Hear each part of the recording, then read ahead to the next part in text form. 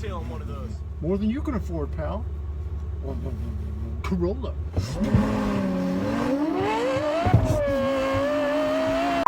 Hey everybody, today we're going to be working on the fuel system on my car. We have some weird smells going on, which tells me that the fuel tank might be rusted out on the inside.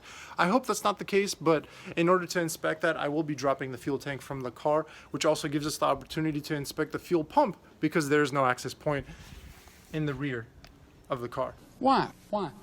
Why? Why? Why? That little spot that I just showed you guys, that's going to be the fuel level sensor, which I also need to take a look at. Probably clean the leads, those little metal things. It's got fins for detecting the level for the mechanical arm. I may have to bend that arm or clean that little sensor area so I could read properly. I'm not getting a proper fuel reading in the car right now as it sits. I'm hoping I could do all of that without actually jacking the car up either. So let's see how it goes. Join me for the journey. If you guys haven't subscribed, welcome to the channel. I do have a lot of content for this car existing and coming up in the future. So click that subscribe button and also click that like as well and join us for the journey.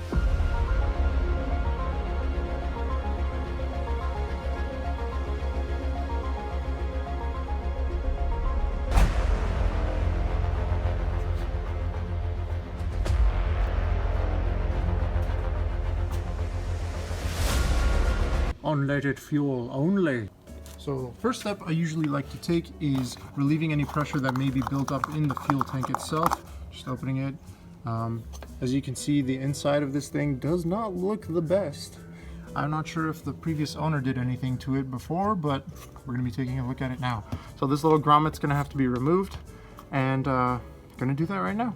So this is what the trunk is looking like right now. I've got that carpet removed, and if you guys have seen the former videos where I do install a carpet, it is all ripped up again. My cage builder did have to cut into it to box all the corners and everything, so gonna have to clean up the interior again in the future. Not a big deal, but it is more work. But anyway, back on topic here. I have disconnected these lines right here. I don't want them snagging anywhere, so I'm just gonna tuck this as well, and once I start dropping the tank, this should just pull down. Now this one goes towards the fuel sender or the fuel level sensor, and then this one goes towards the pump, which you can't access. It's somewhere over here. I wish there was an access panel because then I could just open that up and look at the fuel pump, but I do have to drop the tank to get to it. From what I can tell, these things aren't that complex. What we have are two straps that hold the tank up with these little pins here, but on the other side of that strap there should be a bolt. Let's see, there it is. So we've got some fuel lines we have to remove, as well as that bolt that's holding the strap up. Once I get those off, the tank should theoretically just drop.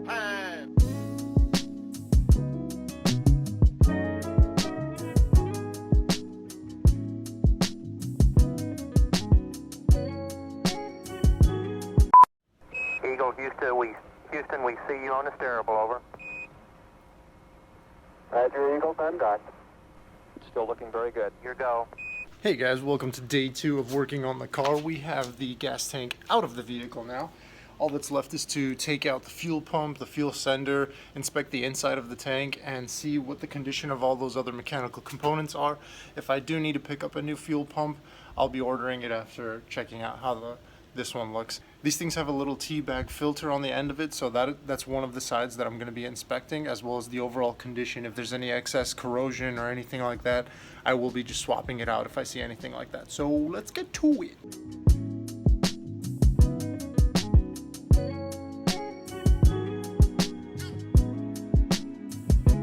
The fuel pump out of the car, it doesn't look too bad in terms of the metal itself, but this little tea bag filter thing looks disgusting. Look at all those. Yeah, it's clogged up with a bunch of gunk. It looks like the previous owner was using junk fuel or whatever. This also looks like it might just be the original fuel pump from like 35, 36 years ago, so I guess I can't really blame the previous owner as much of a ding-dong as he was. Now that I know I need a new fuel pump, that will be getting ordered, so I don't have that on hand now. The car will be down for a while, it seems, at least a week until those parts come in.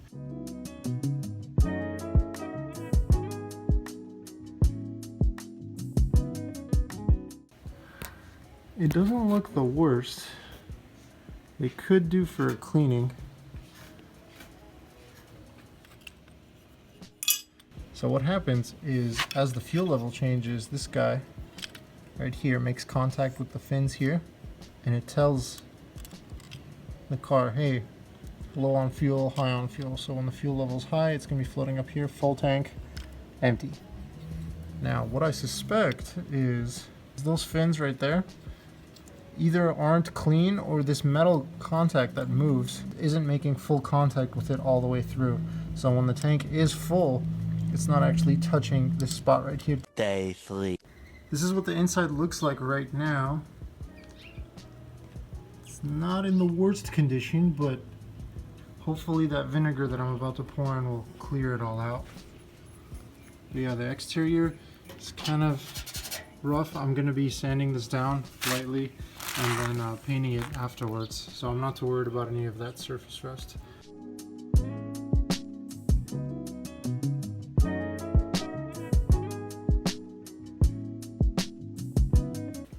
So I've got 6 of these gallons in so far. It's just standard white vinegar, it's distilled. Just making sure that it has nothing other than the vinegar and some distilled water. So I filled up the tank with about 6 gallons of this distilled vinegar. It is 5% acidity. You can get higher acidity content distilled vinegar, but it's much, much more expensive. These guys come out to about $2 per gallon from where I bought it from, which is Costco. But the 20 or 30% distilled vinegar was about $20 to $30 per gallon. And that would be a very expensive proposition considering I'm going to be filling this tank up. Now, why am I filling the tank up? I know a lot of people say to put a few gallons and rotate the tank around. And while I was planning on doing that initially, the problem of flash rust comes into play, because if I put the distilled vinegar inside of the tank and I rotate it, the side that is now exposed to the atmosphere, the air, that had vinegar on it before, can flash rust, which is going to kind of it's the opposite of what I'm trying to do. I'm trying to get rid of all the rust, right? So with this method, since the vinegar is also really cheap, I'm going to fill as much of the tank as I can without spilling from the sides. I may have to cover some of it and let it sit for a few days, letting it, you know, eat away at that rust. After I'm done with that, I'm gonna neutralize the vinegar with some baking soda. You can see I've got a ton of baking soda back there. I'm gonna mix that with some water and put it in the tank afterwards. Hopefully at that stage, when I look inside of the tank, I could see a lot of that rust, if not all of it, is gone. If that hasn't worked, then I'm gonna go to plan B, which, if you guys have noticed, I have a pool, and pools use muriatic acid mixed with chlorine and a bunch of other stuff, but you can buy that stuff by the gallon. It's a super strong acid, super strong. You get it on your skin, it'll agitate it, it'll burn through clothes and blah blah blah. So hopefully the vinegar works. If it doesn't, I will be putting the muriatic acid inside of it and letting it sit for a few days, then neutralizing it with the baking soda and water. But yeah, let's see how it goes. Something is missing here. I'm not sure what. Oh, we don't have a fuel tank. I also want to get the filler neck submerged. Now, there are a few things I want to point out that I've noticed, although this is kind of crusty. You see that red stuff? So, I've been looking online at other sealants. I will be using the POR 15 treatment, POR 15 or whatever it's called. And this is like an alternative to that. So it looks like somebody in the past, one of the previous owners or whoever, has tried to restore the tank before. Because that's what that red stuff is.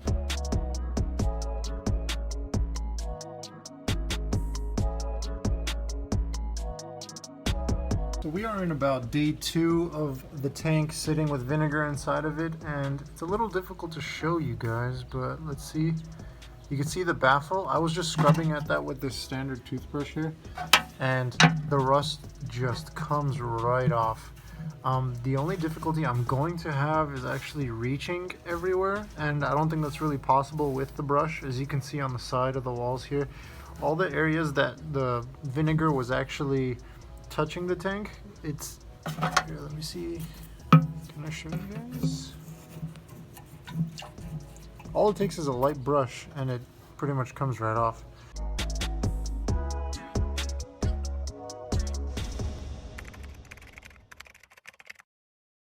This video was brought to you by Drift Merch, a motorsport pop culture and Japan-inspired streetwear brand where all the designs are made by yours truly. We've got everything from soft and stylish shirts to ultra-durable decals, mugs for your morning brew, and clocks to know when you're running late.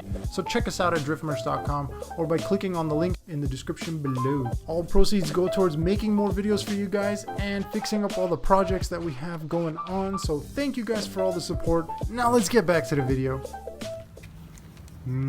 Tasty. So now that it's been sitting for a few days, I have filled it up fully with the vinegar and we will be siphoning it out and seeing what the inside of the tank looks like. We've cleaned out the rest of the tank and scrubbed it a bit. I've also just finished pressure washing. This is what the tube looks like. You guys saw how gnarly it looked before. I've also cleaned out the inside as much as I could. But yeah, I'm just letting it sit out in the sun right now, and this is pretty much the definition of backyard mechanic. I'm going to attach that hair dryer in here because I want this thing to be extremely dry. No, not a drop of water. I've rinsed it out with some 91% isopropyl alcohol, which is going to whisk away all of the remaining water that's in there and take it out. And since isopropyl alcohol is an extremely low evaporating point or boiling point, it's going to evaporate away, and the water that I dumped out of it should all be out. Alright, this looks like a super janky solution here, but I've got the hair dryer in there blowing hot air in, got a good amount of air coming out, and hopefully that'll accelerate the drying out process so we can get to that PR15 solution, and yeah, hopefully it works out. So a lot of people ask me, they're like, how do you get the motivation to work on your cars? I don't. It's actually you guys, YouTube, so thank you guys for watching all these videos and subscribing and commenting. We've built like a small community of people here, and although there aren't that many of us right now, I see the channel growing in the future. So thank you guys for being the early comers into what is like the future. It's like investing in Apple stock before Apple was Apple. So you know what to do. Click that like button, the subscribe button as well. Stay in touch with everything that we're doing with this project. So I've got a nice car, nice pool, which I should actually be in right now. What am I doing with my life? I've got a hair dryer and a gas tank.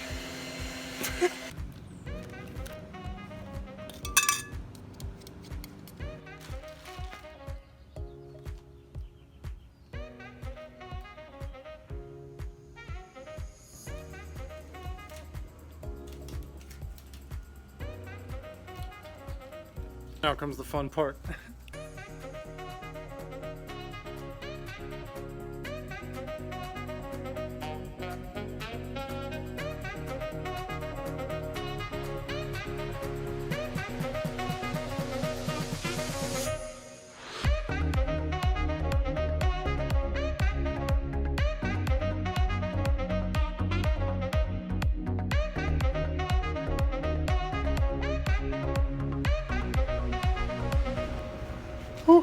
Alright guys, that is a big workout. So I've been dancing with that guy for about 10 to 15 minutes or so. Now I'm gonna open up one of the seals that I've done and inspect the inside, see if I've covered all the spots. If I feel like I've covered as much of the tank as possible, including those baffles, which I'm actually concerned about. I don't know how I would get the top of the baffle. We'll see how it looks. Let's take off that seal. So I've just finished draining.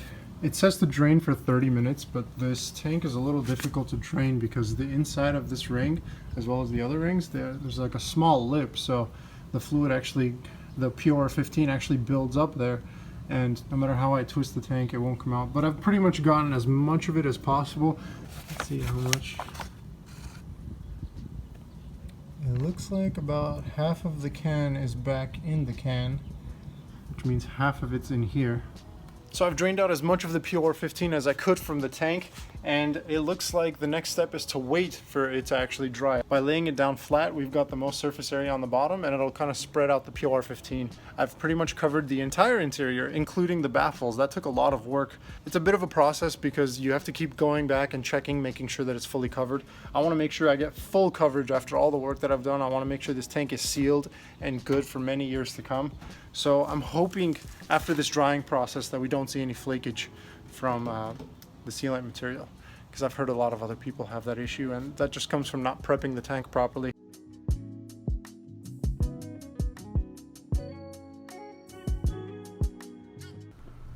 nothing like the smell of fresh asphalt in the morning. Look at how nice and smooth coated that is. We do have a few spots where you can see that it ran a bit, but it's fully dry and ready to go. Some spots didn't get covered. It was really difficult covering all the spots just by swishing the tank around, but I'm happy with the coverage. I'm so happy we got the inside of the tank all prepped properly, and I think that's because we did the acid wash followed up with the neutralizing baking soda, and then we hit it with that pressure washer all before we gave it that POR 15 treatment. So now that the inside is all clean and smooth, I want to smooth up and clean up the outside with some VHT chassis paint. So I'm going to scuff it up a bit and shoot it with some brake clean before I put a few coats of that VHT on there, and let's do that right now.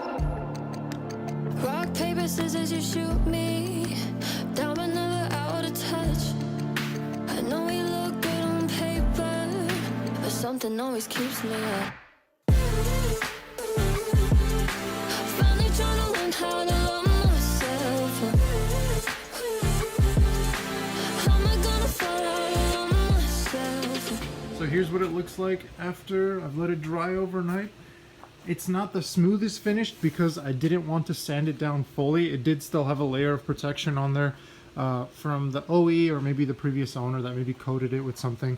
But it's on there nice and thick, and it should protect the tank for the foreseeable future, at least another decade or so, I would hope. I'm going to take this off soon and put the gaskets back on. But first I need to install the new pump to get rid of that guy right there, as well as clean the sender. So what I'm going to do to clean out these leads right here, I just got an older toothbrush and some 91% isopropyl alcohol.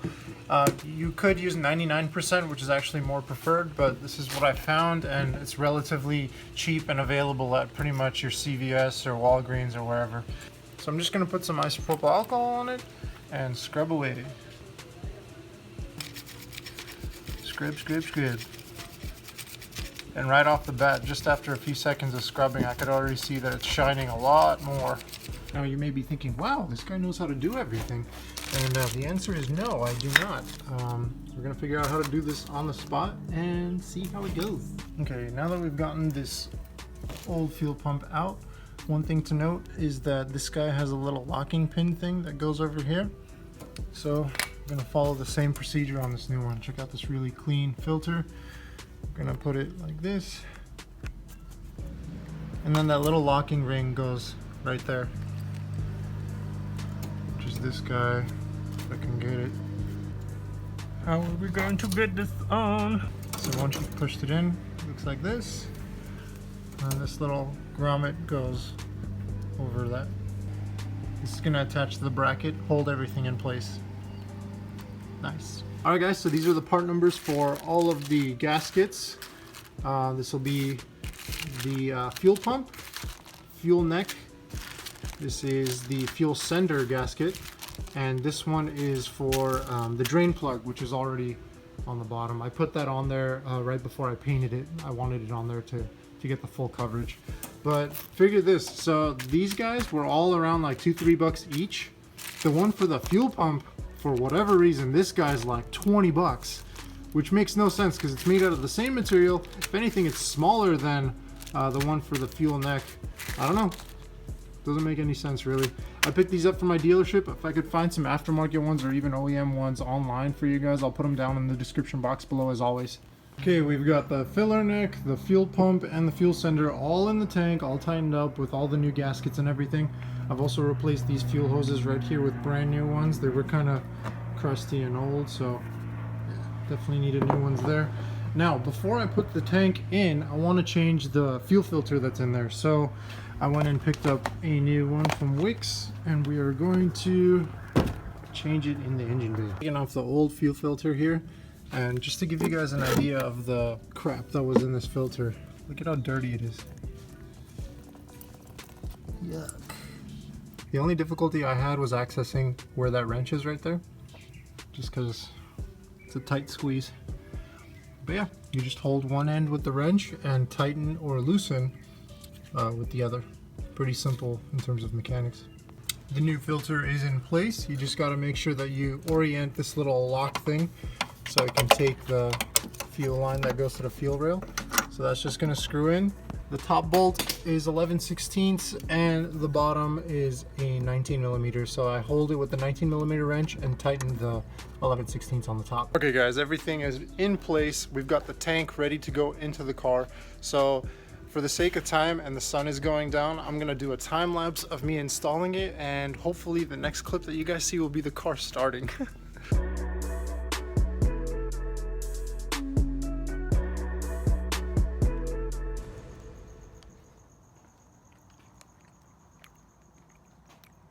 Oh look, the moon. I think I'm going to finish wrenching on the car maybe later tomorrow.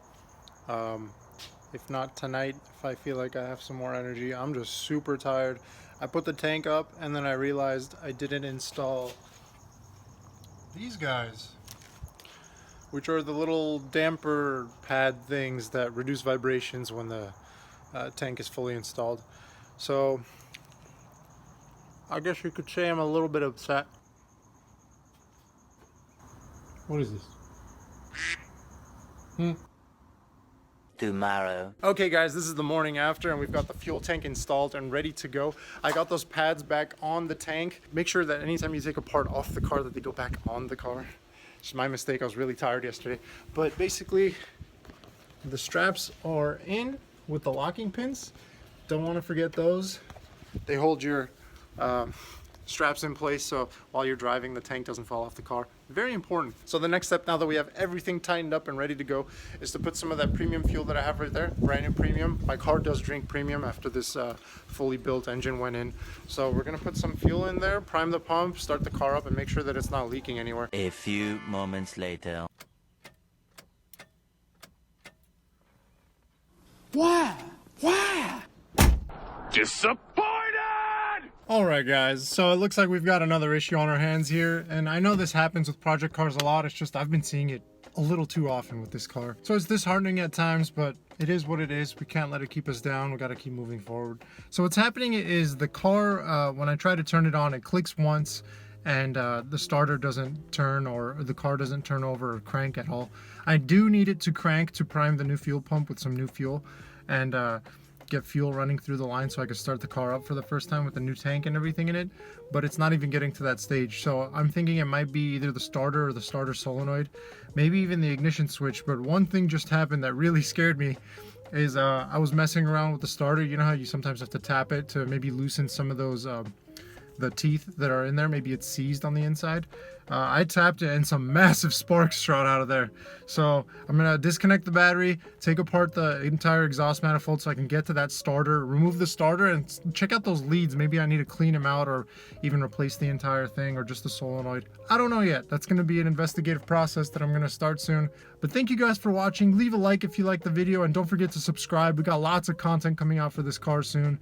I do have a brake overhaul, everything from the master cylinder to the slave cylinder, especially the clutch as well. We're going to change out all those fluids and lines, get some braided steel lines there, and I might even go with a big brake kit to upgrade my stopping power and heat dissipation on track, so some bigger calipers and rotors might be on the menu. On top of that, we got some cosmetics as well, new paint for the exterior and also the roll half cage that you guys see behind me. The color I was thinking of was going with like a nice ceramic white on the outside with maybe like a Nardo gray or something for the engine bay and the cage. Let me know what you guys think. If you guys have any other suggestions. I know white is really common on these cars, but it does look good.